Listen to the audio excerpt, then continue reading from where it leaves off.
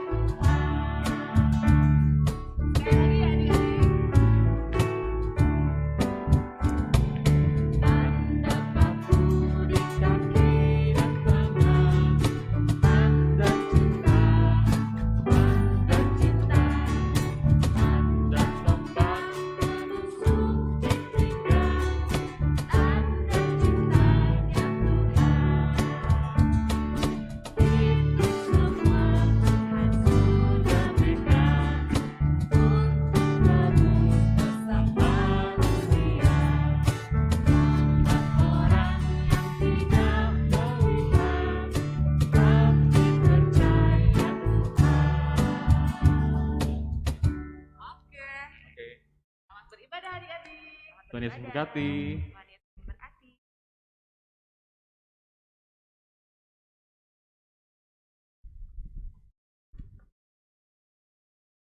Shalom adik-adik di rumah, itu juga kakak-kakak dan abang-abang yang berada di gereja. Kita akan memulai kebaktian kita pada pagi hari ini.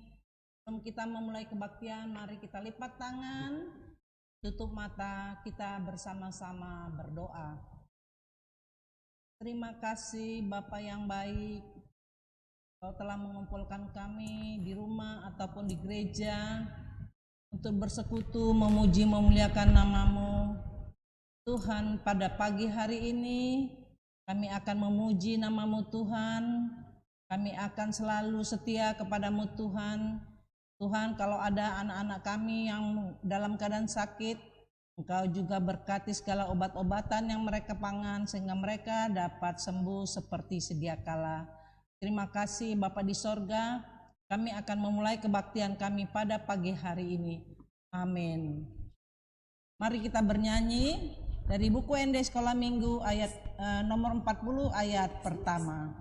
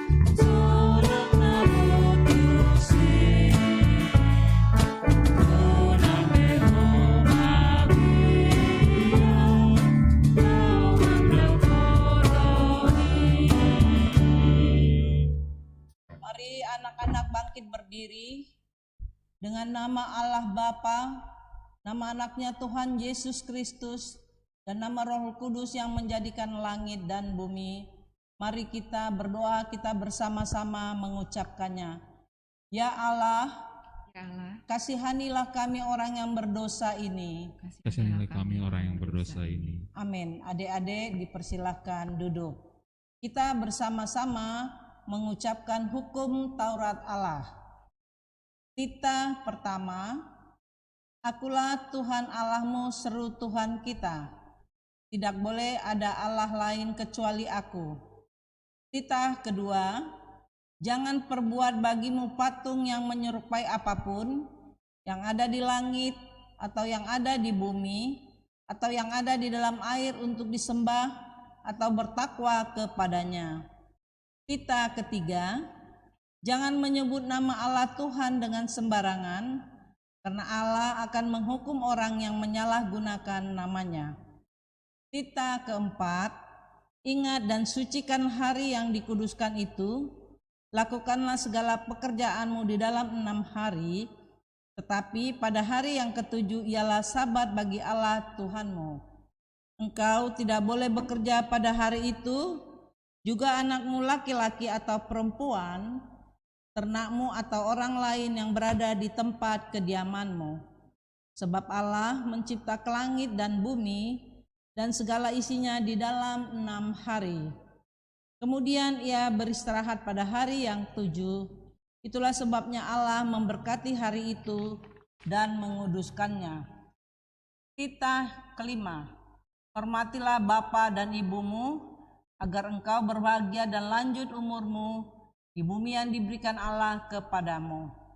Titah keenam, jangan engkau membunuh. Titah ketujuh, jangan engkau berzina. Titah kedelapan, jangan engkau mencuri. Titah kesembilan, jangan engkau berdusta. Titah kesepuluh, jangan engkau mendambakan akan rumah sesamamu. Jangan engkau mendambakan akan istrinya atau pembantunya laki-laki maupun perempuan, ternaknya atau segala miliknya mereka. Apakah ketentuan Allah akan dasar titahnya itu? Demikianlah. Akulah Tuhan Allahmu, Allah pencemburu, yang akan membalaskan kesalahan bapa kepada anak-anaknya, kepada keturunannya ketiga, keempat dari orang-orang yang melanggar titah atau firman-Nya.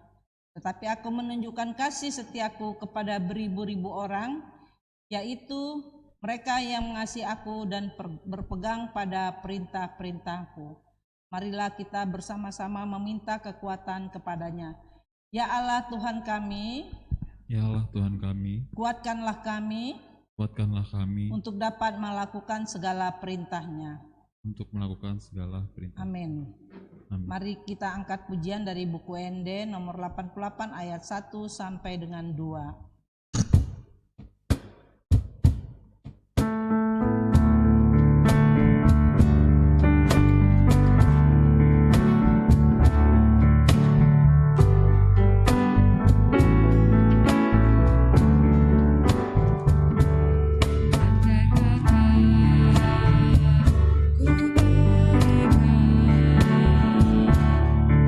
Seluruh hartaku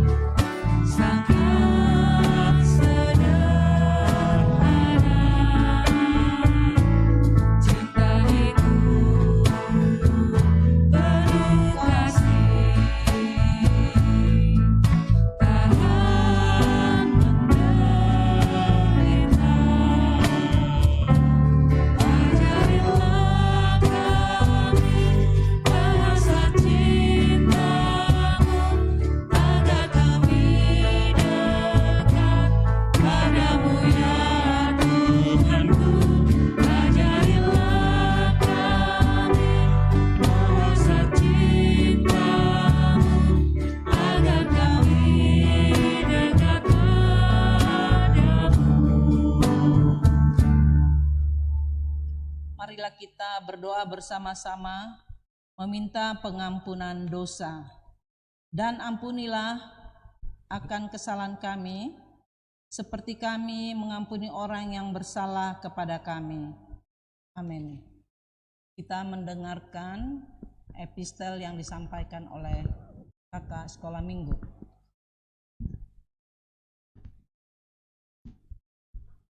Epistel minggu ini diambil dari Lukas 12 ayat 8.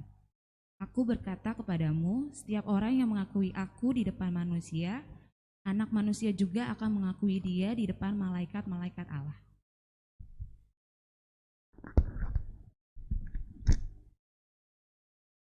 Demikian pembacaan firman Tuhan. Berbahagialah orang yang mendengar firman Tuhan serta menyimpannya semuanya di dalam hatinya. Amin. Mari kita bangkit berdiri. Kita bersama-sama mengucapkan pengakuan iman. Aku percaya kepada Allah Bapa yang Maha Kuasa, yang menciptakan semesta langit dan bumi.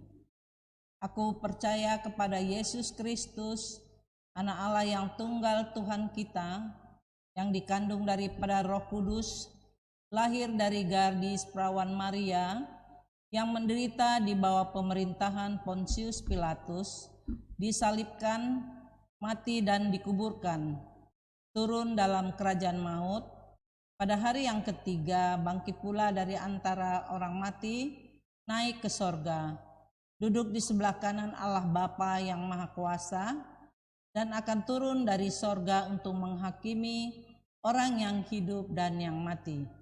Aku percaya kepada Roh Kudus, satu gereja Kristen yang kudus, pengampunan dosa, kebangkitan daging, dan kehidupan yang kekal. Amin. Kita bernyanyi dari Kidung Ceria 231 ayat 1 dan 2.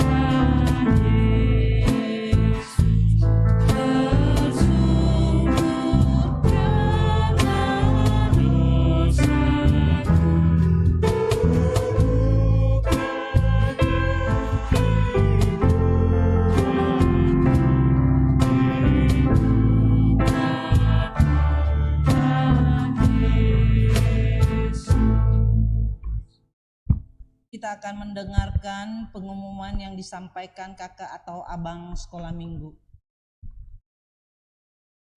Shalom, selamat hari Minggu adik-adik. Hari ini Minggu tanggal 11 April, ibadah sekolah Minggu dipimpin oleh Inang Boru Siregar. Untuk pengumuman minggu ini adik-adik, untuk kelas Zoom, kelas kecil dimulai pukul 1 siang, kelas tanggung kecil juga dimulai pukul 1 siang, untuk kelas tanggung besar dimulai pukul 12.30, lalu untuk kelas Zoom, kelas besar dimulai pukul 13.15. Nah, untuk adik-adik jangan lupa di rumah untuk tetap lapor di grup ya, untuk baca buku renungan setiap hari. Lalu jangan lupa juga untuk diparap oleh orang tuanya. Itu saja pengumuman minggu hari ini. Terima kasih. Demikian tadi pengumuman yang disampaikan oleh kakak sekolah minggu. Kita bernyanyi dari nomor 356 sambil mengumpulkan persembahan.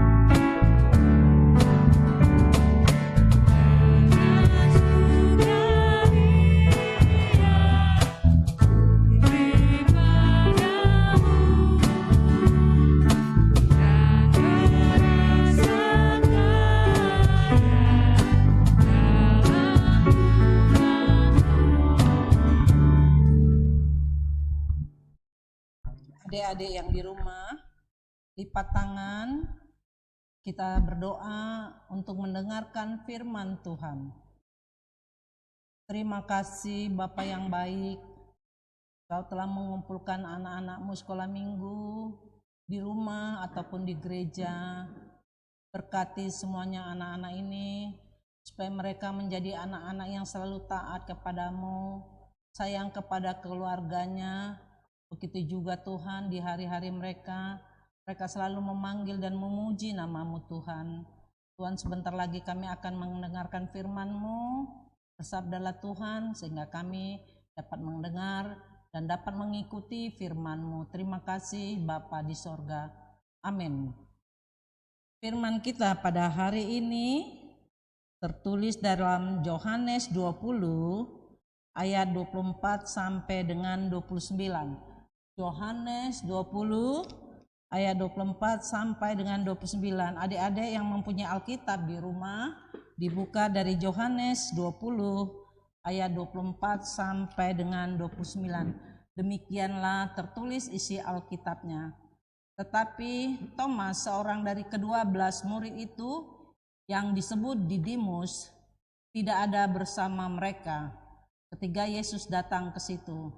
Maka kata murid-murid yang lain kepadanya, "Kami telah melihat Tuhan."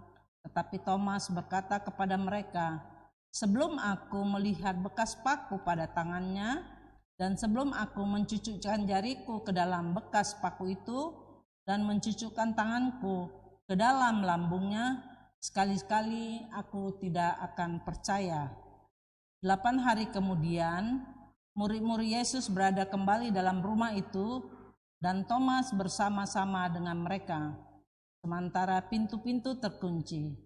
Yesus datang, Ia berdiri di tengah-tengah mereka dan berkata, "Damai sejahtera bagi kamu." Kemudian Ia berkata kepada Thomas, "Taruhlah jarimu di sini dan lihatlah tanganku, ulurkanlah tanganmu dan cucukkanlah ke dalam lambungku.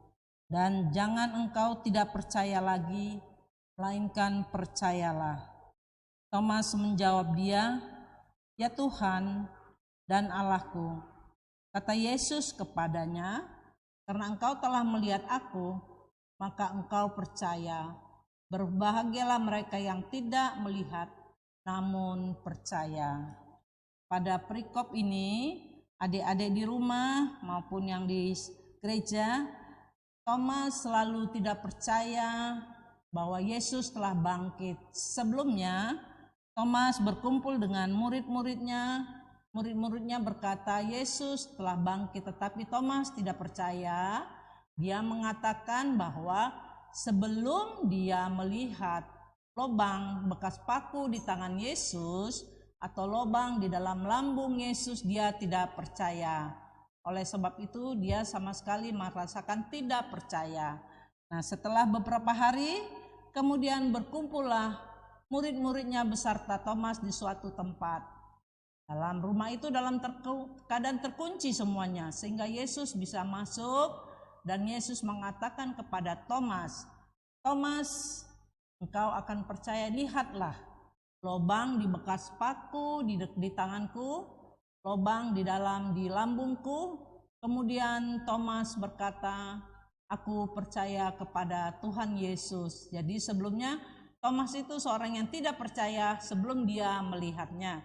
Jadi di sini walaupun Tuhan Yesus telah bangkit, ya, Thomas tidak percaya Yesus itu telah bangkit, tetapi Yesus berkata dengan lemah lembut.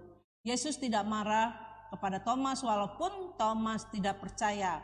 Yesus dengan lemah lembut mengatakan, "Inilah aku Thomas, inilah lubang bekas pakuku, inilah lubang bekas lambungku. Engkau boleh mencucukkan tanganmu ke situ," sehingga Thomas percaya. Walaupun Thomas tidak percaya, Yesus tetap berkata dengan lemah lembut. Malah Yesus berkata, "Damai sejahtera bagi kamu semuanya." Jadi Yesus tetap menyatakan hatinya yang begitu gembira, hatinya yang begitu sayang kepada murid-muridnya, begitu juga kepada Thomas. Yesus tidak marah walaupun Thomas tidak percaya keadaan Yesus sebelumnya, tetapi setelah Yesus menunjukkan inilah lubang bekas tanganku dipaku, barulah Thomas percaya sehingga imannya menjadi teguh. Jadi kepada anak-anak, bahwa seorang yang sayang kepada Tuhan Yesus, seorang yang dikatakan anak Tuhan Yesus, kalau selalu berkata lemah lembut, jangan sedikit-sedikit marah, jangan sedikit-sedikit ngambek, jangan sedikit-sedikit pokoknya marah kepada siapapun. Walaupun berkata, apapun yang dikatakannya selalu dengan nada yang tinggi. Itu tidak boleh ya anak-anak ya. Jadi sebagai anak Tuhan Yesus harus berkata lemah lembut sehingga mereka dikatakan anak Tuhan Yesus. Jangan selalu bawaannya marah, sedikit-sedikit marah, sedikit-sedikit ngambek. Itu tidak boleh ya anak-anak ya.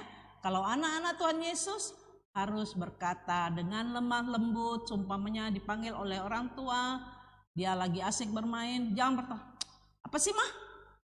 Itu nggak boleh. Kita harus berkata, apa mah? Walaupun kita sedang bermain, itu tandanya bahwa kita adalah anak Tuhan Yesus. Jangan kalau disuruh orang tuanya, tolong ambilkan mama minum, seumpamanya mamanya lagi letih atau mamanya dalam keadaan sakit. Apa sih mah? Ambil aja sendiri. Itu nggak boleh ya. Jadi menjadi anak Tuhan Yesus adalah anak yang lemah lembut, anak yang mau disuruh orang tua dengan hati yang lemah lembut. Ini ada suatu cerita, ada seorang anak bernama Leti, dia telah mengidap suatu penyakit kanker selama 7 tahun. Ya, bolak-balik dia sakit selama 7 tahun. Orang tuanya, kedua bapak dan ibunya merasa sedih karena anaknya mengidap penyakit kanker selama 7 tahun. Jadi Lesti ini sangat rajin, setiap pagi dia menulis sesuatu, dia masukkan ke dalam kotak yang ada di samping tempat tidurnya. Orang tuanya selalu penasaran apakah yang ditulis oleh Lesti ini. Dia setiap pagi menulis, dia masukkan ke kotak. Setiap pagi dia menulis, dia masukkan ke dalam kotak itu. Nah, suatu ketika Lesti ini lagi tidur, ibu bapaknya penasaran, pengen tahu apakah yang ditulis oleh Lesti tersebut. Kemudian bapak ibunya membuka kotak tersebut, diambil salah satu tulisan dari Lesti.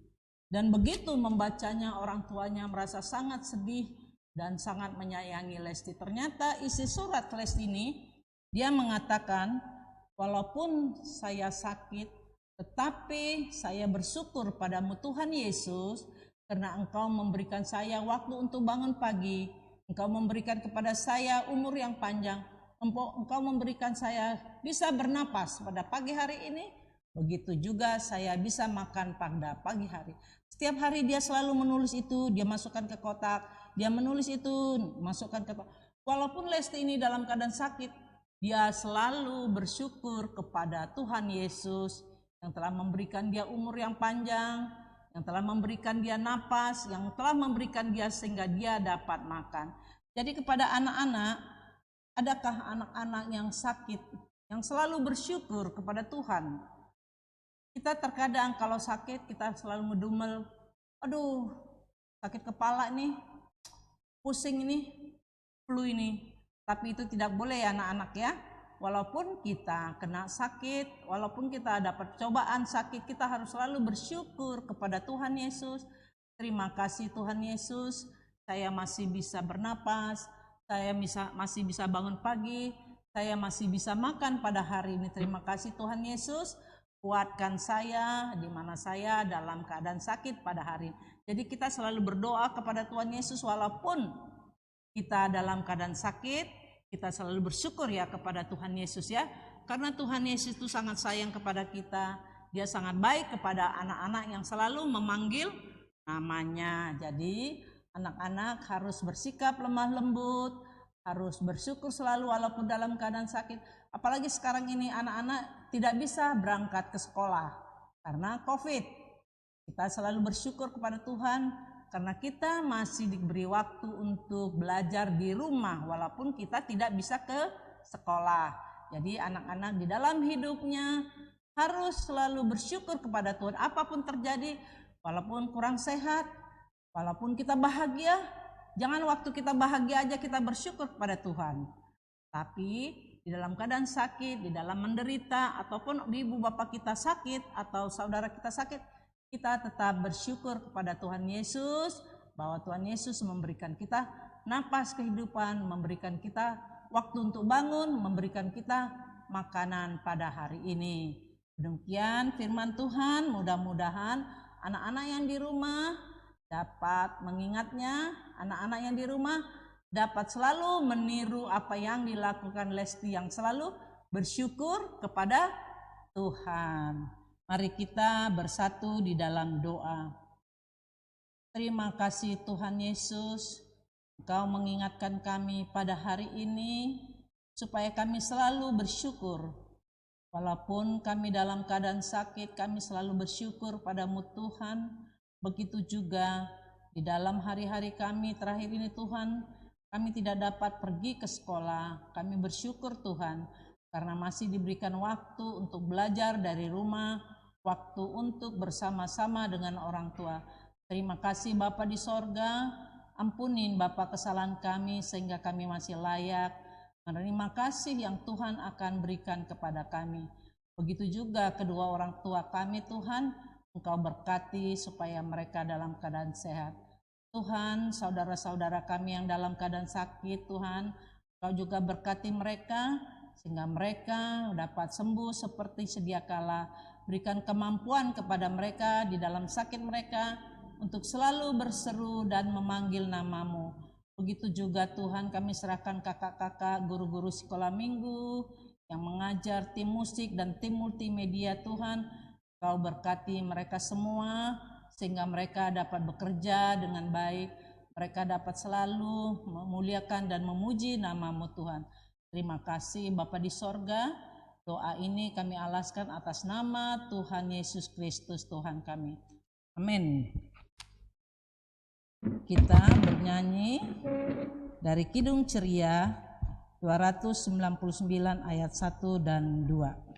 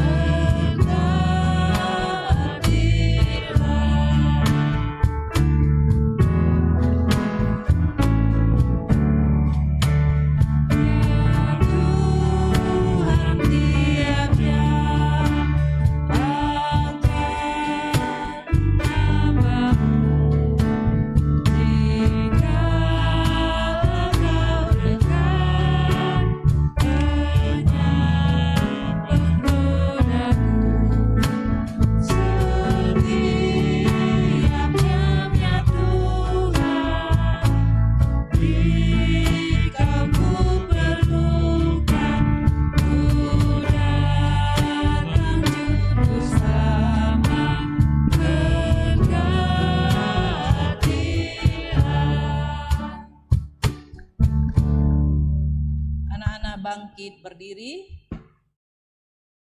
Bapa kami, Tuhan yang Maha Kuasa yang bertahta di sorga, kami mengucap syukur dan terima kasih kami kepadamu ya Tuhan, di mana Tuhan memperkenankan anak-anak di dalam kerajaan-Mu. Di sini kami menyampaikan persembahan kami, kiranya Tuhan menerima untuk kemuliaan nama-Mu. Amin.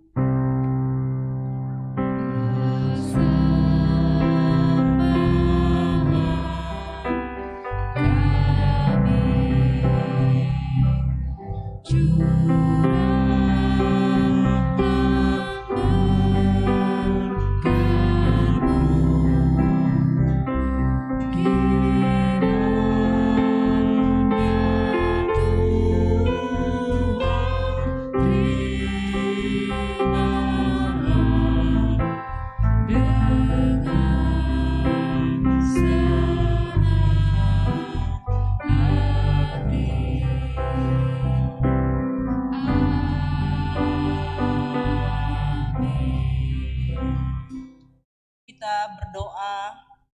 bersama-sama doa Bapa kami.